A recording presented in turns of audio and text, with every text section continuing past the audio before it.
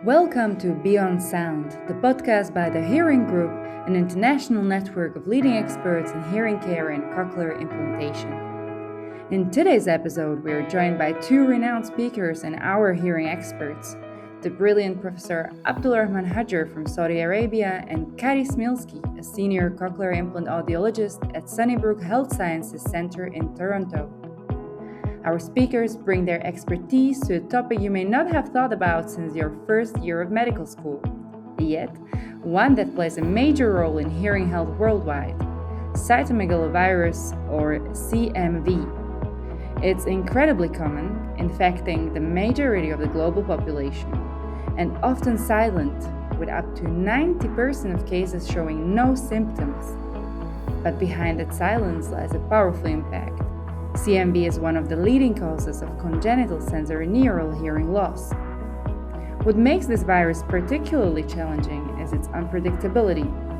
Hearing loss can be delayed, fluctuating, or even missed entirely at newborn screening. Children may pass early hearing tests, only to develop hearing loss months or years later. In this episode, we'll go beyond the basics to uncover why CMV is often called a deceiver, how it affects the inner ear, and what this means for diagnosis, treatment, and cochlear implant outcomes. We'll also explore why early detection is critical, how screening programs are changing the landscape, and what clinicians need to know to better support patients and families. Join us as we dive into the science, the clinical realities, and the future of CMV, from prevention and screening to treatment and rehabilitation. This is Beyond Sound. So, cytomegalovirus, sorry, will take you back to the first year of the medical school. It's a herpes virus, it's a DNA, which basically, the name itself explains the feature it makes. It's enlarging the cells. So it's ballooning the cells, and this is megavirus. And it has this inclusion bodies, which look like the owl eyes. And this is the usual exam questions. What's the virus which give you the owl eyes? So if you have any fair question later on, please keep it in your mind. It's a virus that infects any age, and it has been infecting more than 75% of the whole population. And the way it's transmission, it's just fluid like blood, urine, saliva, and breastfeeding. Important to know the breastfeeding, because when we screen those children, we shouldn't screen their saliva until like 2 hours after breastfeeding.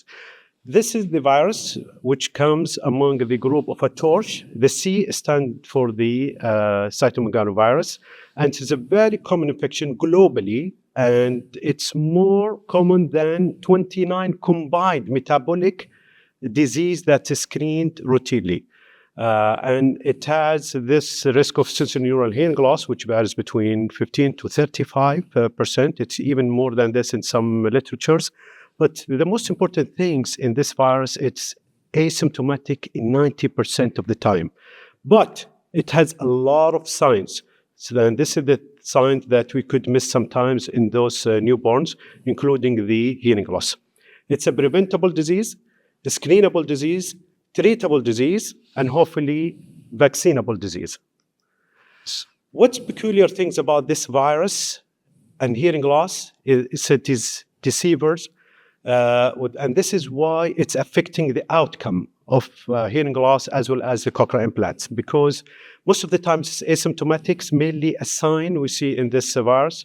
And also it's critically important to diagnose it within the first 2 weeks. After 3 weeks, if you get to this virus, it can be a contamination or secondary infection that doesn't really affect the child. And this is the other thing in this one, those children, they could pass the newborn hearing screening, and we could miss this high number and percentage of hearing loss. The other thing, it can be unilateral, it can be partial, it can be fluctuating up and down, it can be a delayed onset hearing loss. And the other thing which make it even more difficult is the virology study for this virus. The IgM and the IgA is not that accurate in making the diagnosis, neither for the mother nor for the child. And also it's opportunistic infection, which affect more this low birth weight and premature, and more in the first trimester. It's a preventable disease. It's basically hygiene, which prevent this infection, in particularly for pregnant women. And it's a screenable disease. And you could see here in the graph that it's an easy way to diagnose it either by saliva or urine. But remember, saliva, it should be 2 hours after breastfeeding. Very cost-effective screening, time-effective, and become much easier nowadays because people are aware of the COVID PCR, and this machine is available nowadays not only in the hospital, even in the outpatient clinic. And remember, again, it's more than 29 of combined metabolic and endocrine these disorders that been screened. It's a treatable one. It's more for moderate and severe infection for children less than 6 months. And this used to be treated by gynocyclovir IV for 6 weeks, which was not an interesting for a lot of people to go for it with a lot of side effects. But nowadays there is a valganciclovir, I hope I pronounced it correct, which is given orally for 6 weeks and gives you 50% chance of cure. Vaccine, we know the vaccine has a major effect on a lot of disease, and now rubella is becoming a history. Corona, people become familiar with the vaccine as well as the malignancy nowadays being treated by vaccine. So people awareness and interest in this one become an easy things for us to think about it. The problem with the CMV vaccine is being under trial for the last 50 years, and it's still till now it's a phase 2. So I hope with this short introduction about the virus, you will be enjoying the rest of this presentation with the Kari Smilsky from Toronto. There. I'll preface this by saying that I too have learned a lot about cytomegalovirus, but I really want to acknowledge and thank Dr. Sharon Cushing, who is the head of the Hospital for Sick Children Cochlear Implant Program, which is our pediatric counterpart in Toronto. So she was very generous in sharing a lot of her knowledge with me. So as mentioned, CMV is really quite common. It is everywhere. It's in our daycares, it's in our schools. And this is an example of the seroprevalence in blood samples taken around the world. So these are people just donating blood. In Canada, you can see that we have about a 40 to 50% seroprevalence, but in other places in the world, it's almost 90 or 100%. So it's really common. What it does to the cochlea, this is a mouse model. So the top image is showing the stria vascularis in a normal mouse. And the lower image is actually what happens with cytomegalovirus. So it really destroys the the vascularis, which leaves the cochlea very fragile and really susceptible to not only hearing loss, but also vestibular disorders. So this is a study from Lanzieri from the CDC in 2017, and it shows that kids with congenital CMV actually have an almost 4-fold risk of developing sensorineural hearing loss over time. And if we zoom in a little bit, what's really critical here is that you see that almost half of that total risk happens from 3 months to 1 year. So if you think about newborn hearing screening programs, when babies are being screened in the first day or 2 of life, we're missing a lot of these kids with our screening. So in the province that I practice in Ontario, we're very fortunate that as of July 2019, we've started screening all babies for congenital CMV. And in fact, we screen CMV in a higher frequency than we're actually even screening hearing loss. So since the program's inception, many babies have been born, and 97% of families have consented to have the blood spot screened for CMV. And 607 kids have been identified. Of those, 34 have sensorineural hearing loss at the time of screening, so right from birth. But the other kids that have screened positive have gone into a surveillance program. So what does that look like? Really, it just means that we don't lose these kids to follow-up. Kids who have any symptoms, including hearing loss or maybe without hearing loss, are screened several times in the first year. But even asymptomatic kids are followed really frequently out to 5 years, which is not to say that after 5 years, there isn't still an increased risk of developing sensorineural hearing loss. However, it tends to start to track with the same percentages as kids that are negative screened. And so from a financial standpoint, we screen out to 5 years. Yeah. So the other great thing about practicing in Ontario is the baby's blood spots are stored forever. So at Sick Kids, what they were able to do is have a look at their cochlear implant kids, and they went back and they actually pulled all of their dry blood spots. So over 1,100 kids had their dried blood spots pulled, and 124 of these kids were found to have congenital CMV. And that was really helpful because a lot of these families had no idea why their babies had hearing loss. So it was quite reassuring to be able to let them know what the cause of their hearing loss was. The other really interesting piece of this is of the 124 congenital CMV kids, 114 of those kids had been screened for hearing loss at birth, so it provided a lot of natural history about the progression of the disease. So of the 124 congenital CMV kids, 39% of those had a delayed diagnosis. So what that means is their hearing was screened, but they had normal hearing at birth. So they were not identified until an average of 4.2 years.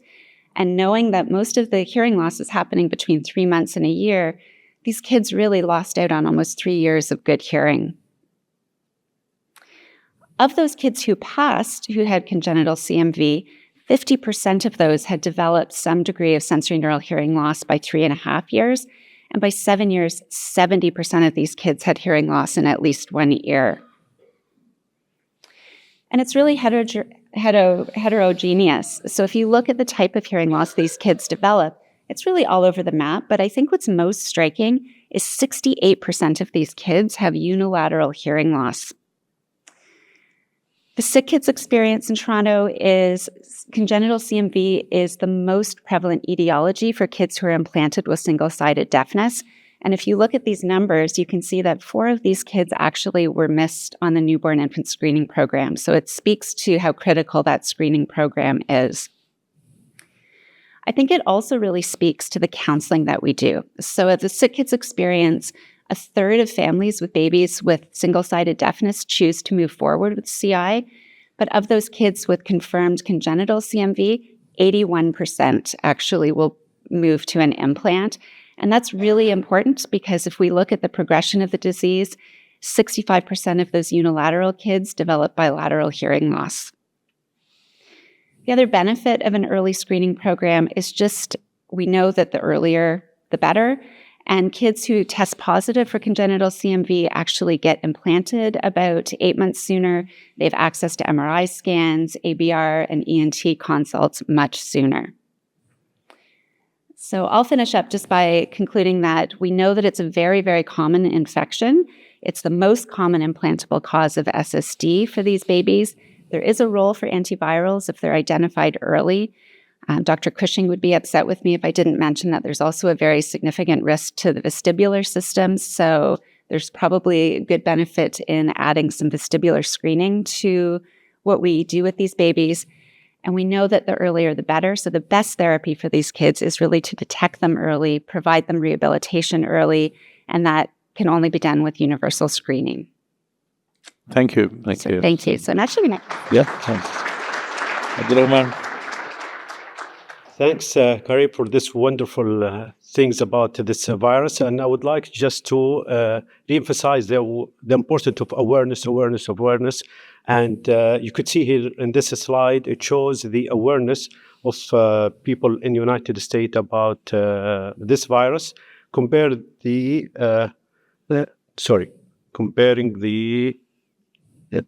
HIV percentage and the awareness of 98, and in the opposite is the CMV. Percentage of CMV and the awareness. Imagine 14% only the awareness of women of this virus, which, by the way, is better than the things in Saudi Arabia. The awareness of Saudi Arabia of people, professionals in the medical service is 15%. And I think I'm among those 0.2%. And this is a paper we're submitting it for publication soon, which is congenital cytomegalovirus screening, a comprehensive review. I'm sure one of you going to review it, so please accept it immediately. Thank you. Remember, the outcome of CI is diverse in those cases, and it shows that in all the study, the control are better than the CMV cases, except those who develop hearing loss after 5 years. And those asymptomatic cytomegalovirus is better than those treated symptomatic cytomegalovirus, who's better than non-treated cytomegalovirus, but there is no contraindication for cochlear implant for all patients with CMV virus. And the other thing, the MRI finding, whatever it shows, it's not really correlated to the speech outcomes. So please don't be surprised with whatever MRI you see with those cases. Still, they will benefit from cochlear implant. Thank you. Thank you so much. Kari?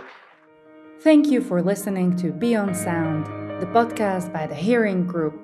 A special thank you to our speakers, Abdulrahman Hagr and Kari Smilsky, for sharing their valuable insights on cytomegalovirus and its impact on hearing health. To continue your learning journey, visit our educational platform, boost.hearing.com, where you'll find masterclasses, expert lectures, and opportunities to earn internationally recognized accreditation points.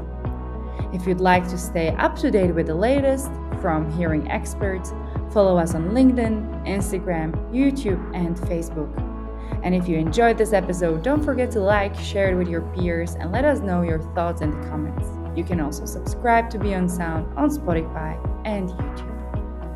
You'll find all the relevant links in the podcast description. And until next time, keep listening and keep going beyond sound.